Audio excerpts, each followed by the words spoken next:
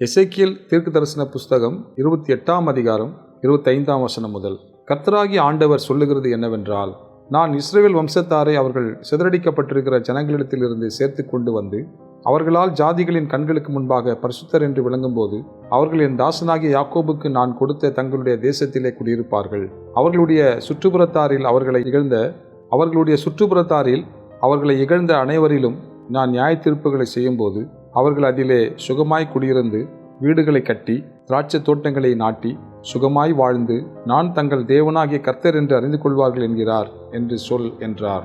எசேக்கியேல் 29ஆம் அதிகாரம். 10ஆம் வருஷம் 10ஆம் மாதம் 12ஆம் தேதியிலே கர்த்தருடைய வார்த்தை எனக்கு உண்டாகி, அவர், மனுபுத்திரனே, நீ எகிப்தின் ராஜாவாகிய பார்வோனுக்கு எதிராக உன் முகத்தை திருப்பி அவனுக்கும் எகிப்து முழுதுக்கும் விரோதமாய் தீர்க்கதரிசனம் உரைத்து சொல்ல வேண்டியது என்னவென்றால், கர்த்தராகிய ஆண்டவர் சொல்லுகிறார், எகிப்தின் ராஜாவாகிய பார்வோனே, நீ உன் நதிகளின் நடுவிலே படுத்துக்கொண்டு என் நதி என்னுடையது, நான் அதை எனக்காக உண்டு பண்ணினேன் என்று சொல்லுகிற பெரிய முதலையே, இதோ நான் உனக்கு விரோதமாய் வந்து உன் வாயிலே துறடுகளை மாட்டி உன் நதிகளின் மச்சங்களை உன் செதில்களில் ஒட்டிக்கொள்ளும்படி செய்து உன்னை உன் நதிகளின் நடுவிலிருந்து தூக்கிவிடுவேன்.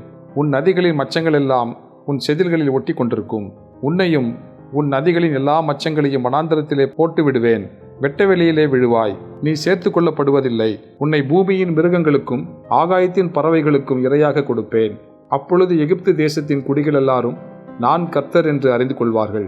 அவர்கள் இஸ்ரவேல் வம்சத்தாருக்கு நாணற்கோலா இருந்தார்களே, அவர்கள் உன்னை கையிலே பிடிக்கும்போது நீ ஒடிந்து போய் அவர்கள் விலாவையெல்லாம் பிளப்பாய். அவர்கள் உன்மேல் சாயும்போது நீ முறிந்து அவர்கள் இடுப்பு முழுவதையும் மறுத்து போக பண்ணுவாய். ஆகையால் கர்த்தராகிய ஆண்டவர் சொல்லுகிறது என்னவென்றால், இதோ நான் உன்மேல் பட்டயத்தை வரப்பண்ணி உன்னில் மனுஷரையும் மிருகங்களையும் சங்காரம் பண்ணுவேன். எகிப்து தேசம் பாழும் வனாந்திரமும் ஆகும். அப்பொழுது நான் கர்த்தர் என்று அறிந்து கொள்வார்கள். நதி என்னுடையது, நான் அதை உண்டாக்கினேன் என்று சொன்னானே.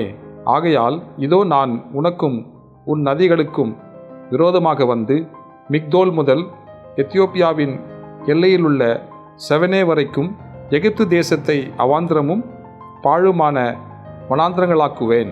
மனுஷனுடைய கால் அதை கடப்பதும் இல்லை, மிருக ஜீவனுடைய கால் அதை மிதிப்பதும் இல்லை. அது 40 வருஷம் குடியேற்றிருக்கும். எகிப்து தேசத்தை பாழாய்ப்போன தேசங்களின் நடுவிலே பாழாய்ப்போக பண்ணுவேன். அதன் பட்டணங்கள் அவாந்திரமாக்கப்பட்ட பட்டணங்களின் நடுவிலே 40 வருஷம் பாழாய் கிடக்கும்.